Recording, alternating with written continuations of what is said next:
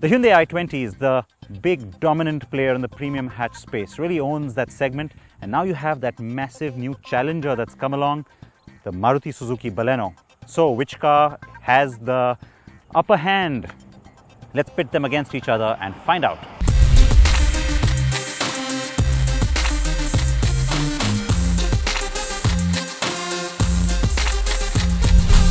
The Maruti Suzuki Baleno launches next week to be a crucial launch for the market and for Hyundai too. No, I'm not accidentally saying Hyundai instead of Maruti Suzuki. Hyundai has had an almost monopolistic run with its i20, hasn't it?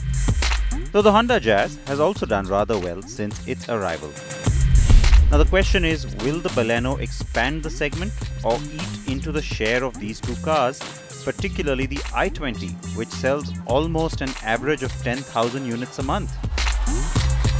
The i20 is the car to beat. A big hit, this is also one of the cars that Suzuki will have to contend with when the Baleno launches in Europe next year. The i20 is bold, roomy, and has the best driving character of any Hyundai hatch so far, ever.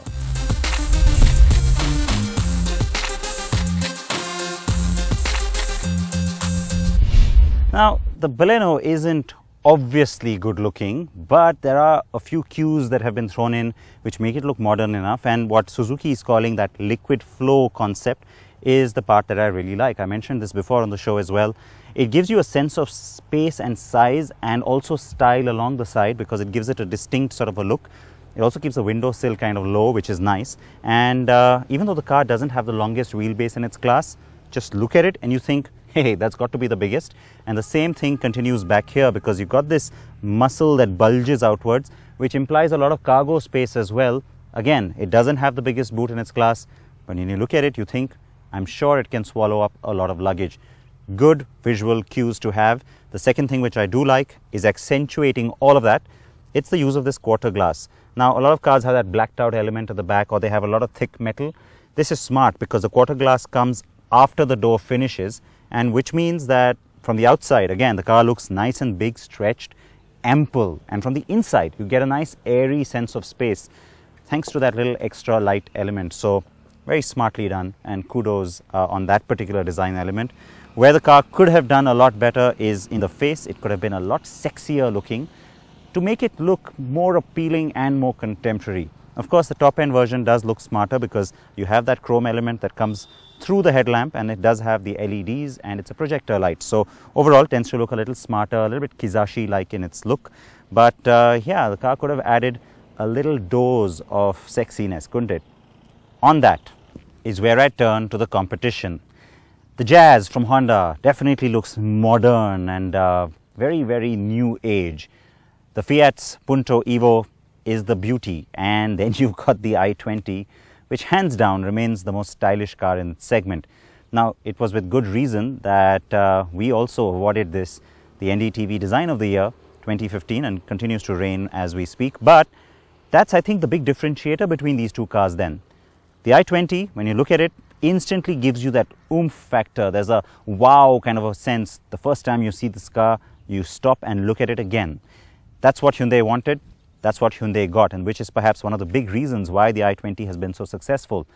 The Baleno, very different looking and instantly implies a lot of space. It looks more ample. Visually, the two cars are so distinctly different. That's what's going to go for the Baleno. It's going to be the car that people are going to look at and say, practical family hatch. Makes sense to buy this car. This one is for those who want that extra dose of style.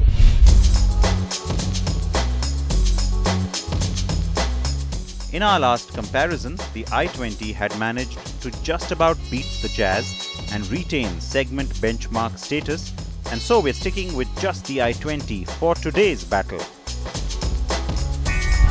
The one thing that went against the i20 was the lack of gadgets that the Jazz had, but now, just in time for Diwali, and perhaps more importantly the Baleno launch, Hyundai has reworked the i20's interior to offer better colors, better finish, and the all-important touchscreen, which also has navigation.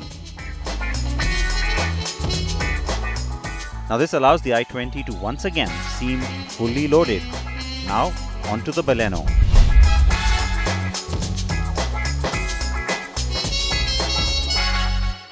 Maruti has been really brave to go with an all-black interior theme. In India, everybody seems to be obsessed with beige. And remember, when you use dark colors, it makes the space look a little smaller. Even though the black color is all around, it's not two-tone, that's the car's trump card. You get a tremendous sense of space, as I've been saying, and when you're in the car, more so. Good headroom, excellent legroom, and a nice airy feel to the cabin because of all the glass around and even the lower window height. I think all of that really adds up. So, very smart move on that front. I think a lot of families are going to like that.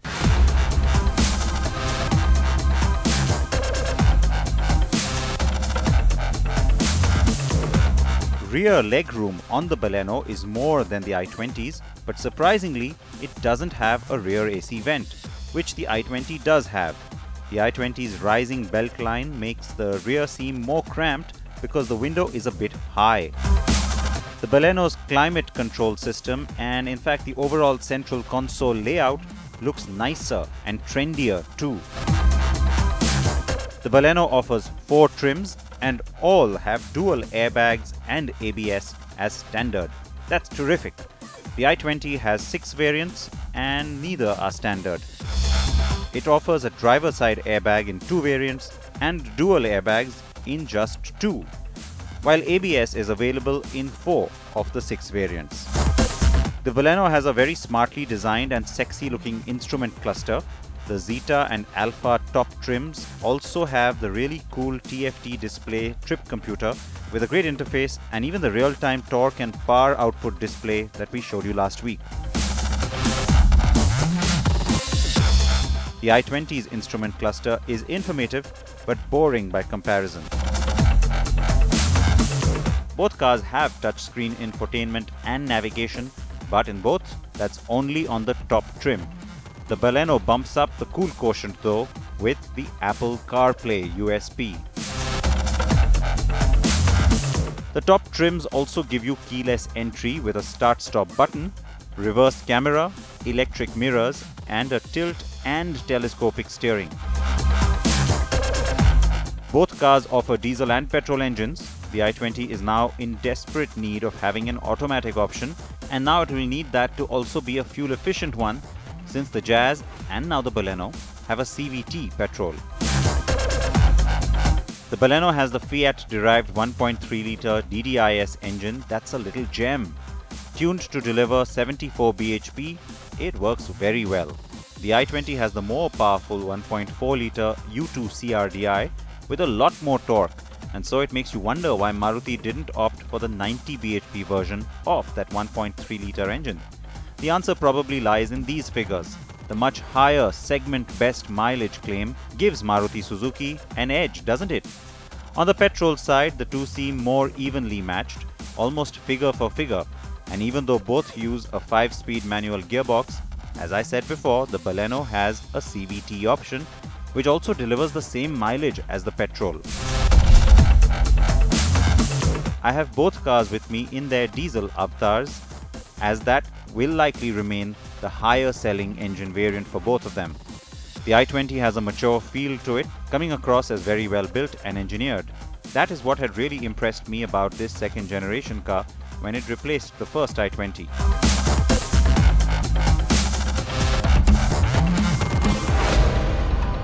Now the i20 definitely handles better and has a great ride quality, but overall the DDIS unit is more fun, it's punchier and it's more sporty, and so I've had more fun driving this car, even though there are of course some great things about the way that the i20 feels on the road.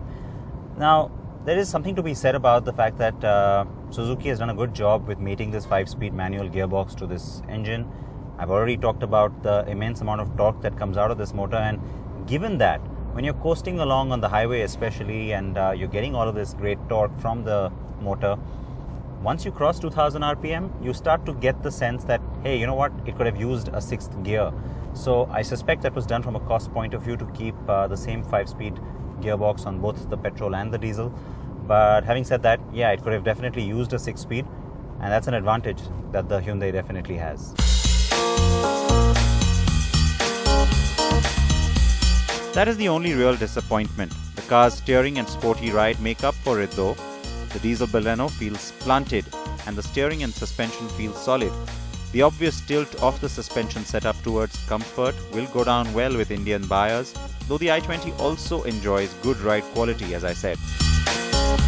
The availability of torque as low as 2000 rpm in the Baleno and 1500 rpm on the i20 mean both cars maneuver quickly and effortlessly through city traffic. The i20's gearbox comes across as more refined though. And that is more or less true on the petrol side too. The Baleno does seem zippier, and this is no surprise considering Suzuki's prowess with small displacement petrol engines. So what's the verdict? The Baleno appears to hold an edge in this contest, though I don't have the benefit of comparing prices as the Baleno only launches next week. But my gut tells me that Maruti Suzuki won't make an S-Cross-like mistake and will be aggressive with Baleno pricing, which may even undercut the i20 substantially. If that is true, then I have to say the Baleno is the winner of this contest. I shall revise that statement once the prices are out though.